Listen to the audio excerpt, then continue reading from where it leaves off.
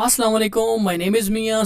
आज हम लोग पोटेंशियल ट्रांसफार्मर के बारे में क्वेश्चन को पढ़ेंगे कि पोटेंशियल ट्रांसफार्मर क्या होता है, पोटेंशियल ट्रांसफार्मर को क्यों यूज़ करते हैं, इसे कहाँ पे हम लोग इस्तेमाल करते हैं, ये कैसे काम करता है और पीटी रेशियो क्या होती है, और पोटेंशियल ट्रांसफार्मर की जो सेकेंडरी वाइंडिंग है उसे हमेशा हम लोग ओपन क्यों करते हैं। पीटी के हवाले से आज हम लोग ये तमाम क्वेश्चन इस वीडियो में कवर करेंगे। चलिए वीडियो को स्टार्ट करते हैं। क्वेश्चन नंबर 1 है कि पोटेंशियल ट्रांसफार्मर क्या होता है। तो पोटेंशियल ट्रांसफार्मर एक इंस्ट्रूमेंट ट्रांसफार्मर होता है जिसका बेसिक फंक्शन एसी वोल्टेज को स्टेप डाउन करना है। अब इसे इंस्ट्रूमेंट ट्रांसफार्मर क्यों हम कहते हैं, तो इसे इंस्ट्रूमेंट ट्रांसफार्मर इसलिए कहते हैं क्योंकि ये जो हमारे मेजरिंग इंस्ट्रूमेंट हैं जैसा कि वोल्ट मीटर है उसको एसी वोल्टेज की मेजरमेंट में असिस्ट करता है। इस वजह से इसे हम लोग इंस्ट्रूमेंट ट्रांसफार्मर कहते हैं।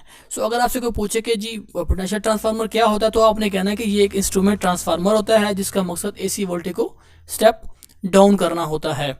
अब वो स्टेप डाउन क्यों करते हैं, वो इसलिए करते हैं कि आपको पता है कि हमारे पावर सिस्टम में वोल्टेज जो है वो मीडियम वोल्टेज है, हाई वोल्टेज है उस और एक्स्ट्रा हाई वोल्टेज है। तो इन हाई वोल्टेज को जो है वो हम लोग सिंपल जो है वो वोल्ट मीटर से मेजर नहीं करते, तो वहाँ पे हम पीटी को इस्तेमाल करते हैं जो इन वोल्टेज को लो वोल्टेज में करता है, और फिर इन लो वोल्टेज को हम लोग अपने मेजरिंग इंस्ट्रूमेंट जो वोल्ट मीटर है इसको देते हैं और वोल्ट मीटर उसकी रीडिंग को जो है वो हमें शो करवाता है। ये तो था पोटेंशियल ट्रांसफार्मर के बारे में बेसिक सा आंसर। क्वेश्चन नंबर 2 है कि इसे हम लोग क्यों यूज़ करते हैं। जैसा कि आपको पता है कि हमारे पावर सिस्टम में जो है वो लो वोल्टेज है, लो वोल्टेज की वैल्यू क्या होती है 1000 और उससे लेस होती है। और उसके बाद आते हैं मीडियम वोल्टेज। मीडियम वोल्टेज जो है वो हमारे पास जो है 11 केवी है, 33 केवी है, और इसके बाद हमारे पास आते हैं हाई वोल्टेज, और इसके बाद फिर हमारे पास आते हैं एक्स्ट्रा हाई वोल्टेज। जो लो वोल्टेज है इसको मेजरमेंट के लिए हमारे पास जो है measuring instrument volt meter available हैं, लेकिन मीडियम वोल्टेज, हाई वोल्टेज और एक्स्ट्रा हाई वोल्टेज के लिए हमारे पास मेजरिंग इंस्ट्रूमेंट नहीं है। क्या तो इसकी हम पैमाइश हम लोग कैसे करें, इसकी पैमाइश या तो हम कोई इस तरह का मेजरिंग इंस्ट्रूमेंट बनाएं जो इन वोल्टेज को मेजर कर सके, लेकिन ऐसा करना बहुत ही डिफिकल्ट होता है और ये बहुत ही कॉस्टली होता है। इस चीज़ से बचने के लिए हम लोग पोटेंशियल ट्रांसफार्मर को जो है वो यूज़ करते हैं। पोटेंशियल ट्रांसफार्मर बेसिकली जो है इन हाई वोल्टेज को जो है वो लो वोल्टेज में कन्वर्ट करता है, और फिर ये वोल्टेज हम लोग क्या करते हैं अपने जो मेजरिंग इंस्ट्रूमेंट है या वोल्ट मीटर उसको देते हैं, फिर वोल्ट मीटर उस रीडिंग को शो करवाता है। फिर जो वो मल्टीप्लायर होता है या जो रेशियो होती है उससे हम लोग वोल्ट मीटर की रीडिंग को मल्टीप्लाई करते हैं और हमारे पास एक्चुअल जो रीडिंग जो है वो उस वोल्टेज की शो हो जाती है। ये तो था कि पोटेंशियल ट्रांसफार्मर को हम लोग क्यों इस्तेमाल करते हैं। क्वेश्चन नंबर 3 है कि इसे हम लोग कहाँ पे इस्तेमाल करते हैं। पोटेंशियल ट्रांसफार्मर को हम लोग ग्रिड स्टेशन में यूज़ करते हैं। क्यों यूज़ करते हैं, वहाँ पे हम लोगों ने ये चेक करना होता है कि इसमें ग्रिड के ऊपर जो है वो इनकमिंग साइड जो है, या लेट सपोज हमारे पास एक 132 केवी का ग्रिड स्टेशन है, तो इनकमिंग पे कितने वोल्टेज आ रहे हैं, 132 केवी आ रहे हैं, आउट गोइंग जो फीडर जा रहे हैं वहाँ पे कितने वोल्टेज, क्या 11 केवी है या 11 केवी से कम है। इन वोल्टेज की मेजरमेंट के लिए हम लोग जो है इसको यूज़ करते हैं ग्रिड स्टेशन में। फिर इसके अलावा प्रोटेक्शन पर्पज़ के लिए आपको तो पता है कि जो डिस्ट्रीब्यूशन हमारा जो पावर ट्रांसफार्मर होता है जो 132 के 11 को वोल्टेज में जो है वो कन्वर्ट कर रहा होता है। उसकी अगर सेकेंडरी साइड के ऊपर वोल्टेज जो है वो कम होंगे या ज़्यादा होंगे तो उस वोल्टेज की जो मेजरमेंट है वो पीटी से बेसिकली हमारे पास आ रही होती है ना। तो जैसे ही वो वोल्टेज कम होंगे तो हमें पता चल जाएगा जी वोल्टेज कम हो रहा है, तो क्या हम करेंगे इसका टेप चेंजर से टेप्स को वेरी करेंगे जिससे इस ट्रांसफार्मर को जो है वो प्रोटेक्ट जो है वो हम लोग करेंगे। तो प्रोटेक्शन के पर्पज़ के लिए भी ग्रिड में इसको हम लोग यूज़ करते हैं। इसके अलावा हमारी जो ट्रांसमिशन लाइन है उसमें डिस्टेंस प्रोटेक्शन, आपको पता है कि डिस्टेंस प्रोटेक्शन में जो है वो इसको यूज़ करते हैं। डिस्टेंस प्रोटेक्शन बेसिकली में इसमें हम लोग एक इम्पीडेंस रिले को यूज़ करते हैं, और इम्पीडेंस रिले जो होती है वो V/I मतलब वोल्टेज और करंट की वैल्यू के ऊपर जो है वो डिपेंड कर रही होती है। तो इसके ऊपर मैं एक सेपरेट जो वीडियो बनाऊंगा इम्पीडेंस रिले के हवाले से या इम्पीडेंस प्रोटेक्शन के हवाले से।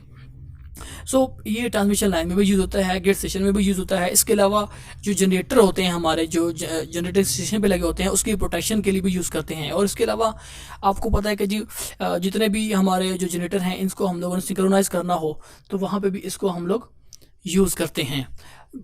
अगर उनके वोल्टेज बराबर नहीं होंगे तो वो आपस में सिंक नहीं होंगे, तो जब तक सिंक नहीं होंगे तब तक हम लोग इसको जो है वो हमारा जो मेन जो है वो ग्रिड है उसके ऊपर आपस में कनेक्ट नहीं कर सकते। इसे बेसिकली जो है वो जनरेटर की सिंक्रोनाइजेशन के लिए भी यूज़ करते हैं। ये तो था इसके इस्तेमाल के बारे में कि इसे हम लोग कहाँ पे इस्तेमाल करते हैं। सो अब मैं आपको इसकी पिक्चर जो है वो शो करवाता हूँ। तो ये हमारे पास 132 केवी का ग्रिड स्टेशन है। इसमें आप देख सकते हैं कि हमारे पास 3 पेटी लगी हुई हैं। ये रेड फेज के ऊपर लगी हुई है, ये येलो फेज के ऊपर लगी हुई है और ये ब्लू फेज के ऊपर जो है वो पेटी लगी हुई है। ये पेटी एक आइसोलेटर के साथ कनेक्ट होने के बाद ये हमारी बस बार है, इसके साथ जो है वो कनेक्ट की गई है। सो ये बेसिकली एक हमारे पास 132 केवी का जो है वो ग्रिड स्टेशन है, जिसमें ये आप देख सकते हैं कि ये एक टावर लगा हुआ है। इसमें जो है डबल सर्किट है, एक सर्किट ये वाला है और एक सर्किट ये वाला है। तो यहाँ से जो है बेसिकली ये इंटरकनेक्ट होते हैं, आपको पता है ग्रिड स्टेशन। तो ये एक जो है वो इनकमिंग के लिए यूज़ हो रही होगी और ये दूसरी है, यहाँ से पावर जो है वो आगे जो ग्रिड है उसके साथ जो है वो उसकी तरफ जा रही होती है। सो ये ग्रिड स्टेशन के अंदर जो है पीटी की जो है वो इंस्टॉलेशन की पिक्चर है।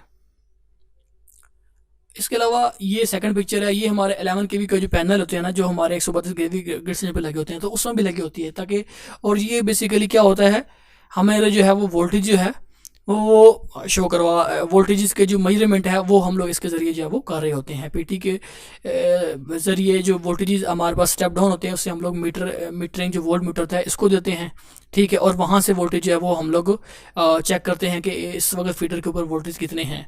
लेट सपोज कि अगर हमारे पास लोड ज़्यादा हो गया तो हमारे फीडर के वोल्टेज बेसिकली 11 के भी होनी चाहिए, और लोड ज़्यादा होने की वजह से इसके वोल्टेज 10 के भी हो जाए तो हमें क्या करना पड़ेगा, तो उसके लिए हमें स्ट्रैटेजी बनानी होती है। या तो हमें देखना पड़ेगा कितना हमारा एक्टिव लोड बढ़ गया, तो उसके लिए हम क्वेश्चन बैंक को जो है वो बढ़ा देते हैं। इसके अलावा जो ट्रांसफार्मर जो हमारा 132 केवी से 11 केवी का उसकी टेप को जो है वो चेंज करते हैं। सो दूसरा यूज़ पीटी का मैंने बता दिया कि 11 केवी जो आउट गोइंग पैनल है फीडर के ऊपर लगे होते हैं वहाँ पे भी यूज़ करते हैं। तीसरा इसका मैं आपको बताऊं कि कुछ जो हमारे इंडस्ट्री है वो वापडा से जो है वो 11 केवी जो है वो लेते हैं, वो मतलब ज़्यादा पावर लेते हैं, तो वो बिल्कुल फीडर ही अपना उनका इंडिपेंडेंट होता है ताकि उसकी जो सप्लाई है वो डिस्टर्ब ना हो। तो वहाँ पे जो कंज्यूमर है उसके प्रीमिस के ऊपर भी अगर आप जाकर देखें तो वहाँ पे भी जो है ये 11 के पैनल मौजूद होंगे। वो क्यों मौजूद होंगे, वहाँ पे भी मीटरिंग जो है ना वापडा वाले कर रहे होते हैं। सो उस मीटरिंग के लिए हमें जो है वो पीटी और सीटी चाहिए होते हैं। क्यों चाहिए होते हैं, ताकि हमें पता चले कितना करंट जा रहा है, कितना वोल्टेज जा रहा है। सो क्वेश्चन नंबर 4 है इसके बाद हमारे पास कि जी ये कैसे काम करती है। तो ये बेसिकली एक स्टेप डाउन ट्रांसफार्मर है, ठीक है। आपको पता है कि हमारा जो डिस्ट्रीब्यूशन भी ट्रांसफार्मर एक स्टेप डाउन है जिसमें 11 केवी टू 400 वोल्ट में जो है वो करता है, ठीक है, फेस टू फेस में। सो पीटी बेसिकली एक स्टेप डाउन ट्रांसफार्मर है। इसमें भी हमारे पास प्राइमरी वाइंडिंग होती है, सेकेंडरी वाइंडिंग होती है, लेकिन इसकी प्राइमरी वाइंडिंग की नंबर ऑफ टर्न ज़्यादा होती है, जबकि सेकेंडरी की वाइंडिंग की नंबर ऑफ टर्न जो होती है वो कम होती है, ठीक है। और ये सेम नॉर्मल ट्रांसफार्मर की तरह इलेक्ट्रोमैग्नेटिक इंडक्शन प्रिंसिपल के तौर पर जो है वो ये वर्क करता है, और इसको हम लोग पैरेलल में यूज़ करते हैं। तो इस साइड राइट साइड वाली आप पिक्चर में देखें तो ये हमारे पास पीटी है, इसको हम लोगों ने पैरेलल में कनेक्ट किया हुआ है।